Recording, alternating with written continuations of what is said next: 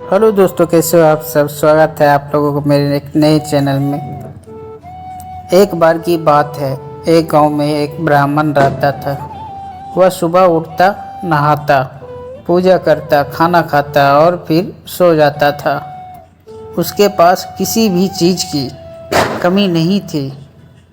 एक बड़ा खेत, खाना पका कर देने वाली एक सुंदर सी पत्नी और 2 बच्चों का अच्छा परिवार था।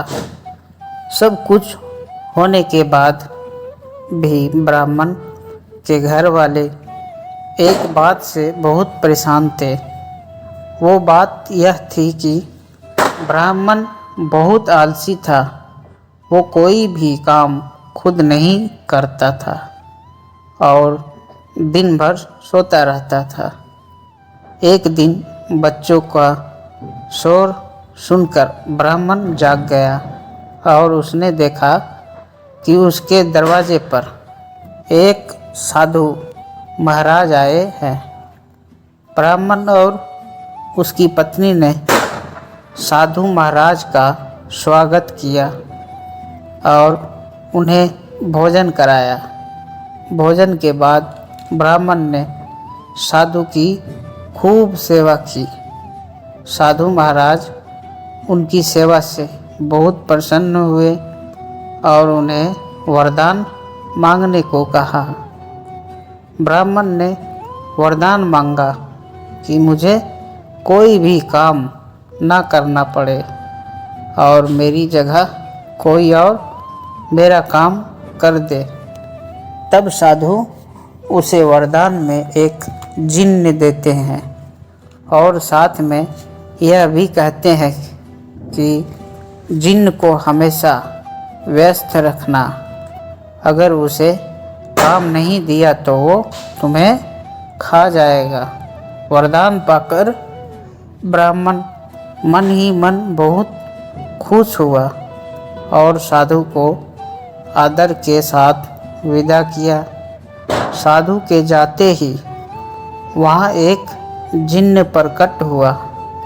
पहले तो ब्राह्मण उसे देखकर डर जाता है, लेकिन जैसे ही वो ब्राह्मण के से काम मांगता है तब ब्राह्मण का डर दूर हो जाता है और वो उसे पहला काम खेत जोतने को देता है।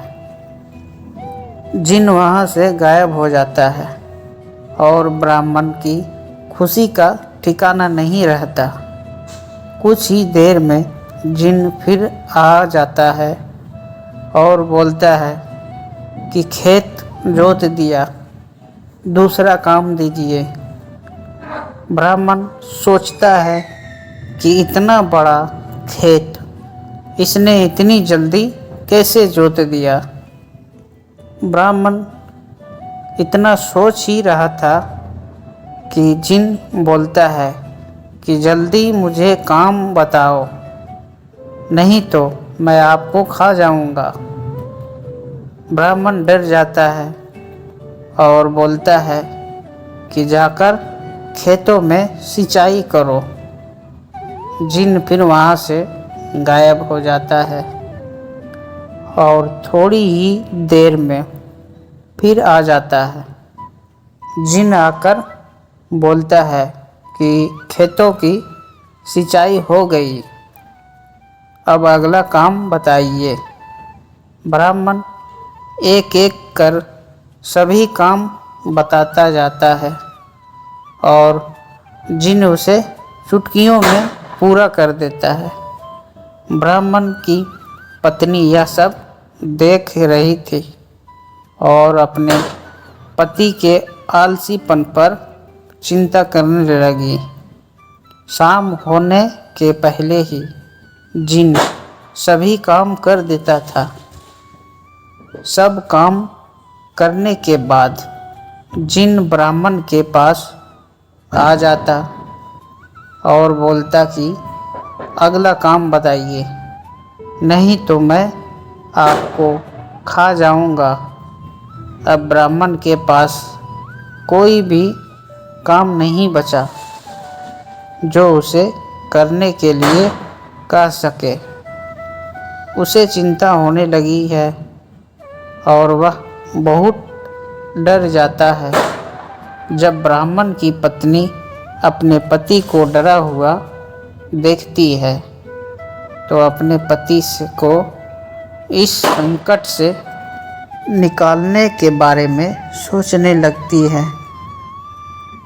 वह ब्राह्मण से बोलती है कि स्वामी, अगर आप मुझे वचन देंगे कि आप कभी आलस नहीं करेंगे और अपने सभी काम खुद करेंगे तो मैं इस जिन को काम दे सकती। इस पर ब्राह्मण सोचता है कि पता नहीं यह क्या काम देगी। अपनी जान बचाने के लिए ब्राह्मण अपनी पत्नी को वचन दे देता है। इसके बाद ब्राह्मण की पत्नी जिन से बोलती है कि हमारे यहाँ एक कुत्ता है, तुम जाकर उसकी पूँछ पूरी सीधी कर दो। यह रखना, उसकी पूँछ एकदम सीधी होनी चाहिए। जिन बोलता है कि अभी यह काम कर देता हूँ। यह बोलकर वह वहाँ से चला जाता है।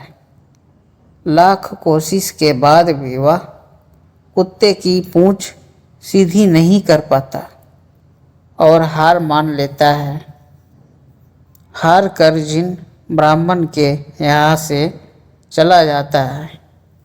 उस दिन के बाद ब्राह्मण अपने आलस को छोड़कर सभी काम करने लगता है और उसका परिवार खुशी खुशी रहने लगता है। कहानी से सीख, हमें कभी आलस नहीं करना चाहिए।